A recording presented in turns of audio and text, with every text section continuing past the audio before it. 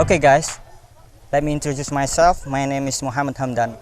Now, we're gonna talk about rethinking grammar, how we talk. Okay. Most of us judge people by their speak and the grammar they use. For example, when someone talk without grammar, we judge them as an educated person. If you go to America, you can feel it.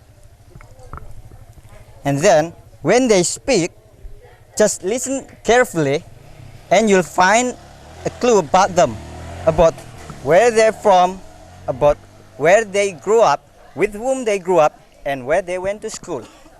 Okay, if you study English in America, you probably learn about standard American English.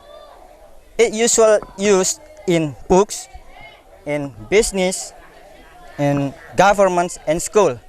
But there are a lot of native speakers that use their own vocabulary, use their own grammar and their pronunciation that is different from standard American English.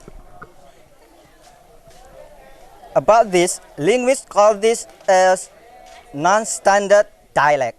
What is non-standard dialect?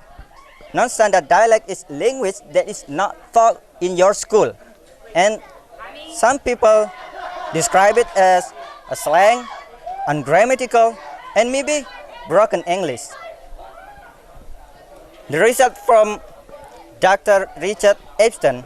Dr. Richard Epstein is a linguist. He said that we are too easy to judge people by their speak.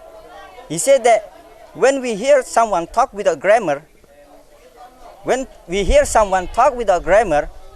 judge them as an educated person and maybe not to brag. But there are many people out there who speak non-standardly, is more brag than us. The main point is language is a sign of us. It's a sign of who we are, where we're from, where we grew up, with whom we grew up, and where we went to school. For example, I have two sentences here that looks different but actually have the same meaning. First sentence, notice my sentence, right? I'm going to buy some food. And the second sentence, I'm gonna buy some food. And the first sentence, we found that going to is become gonna in the second sentence. And another example is want to become wanna. I have to go now. It's become I gotta go now. Okay, now for the pronunciation. Sometimes we hear someone talk about some word. In standard American English, we say tomatoes and potatoes. But in other areas over there, some people said tomatoes and potatoes. It's just the pronunciation. We know George W. Bush, the United States President, he ever used it when he has a campaign. But just George W. Bush is not alone. There are many politicians use it. He tried to change their conversation, their speak.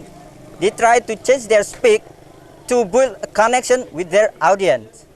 So, I think that's all from me. See you in next episode. Bye.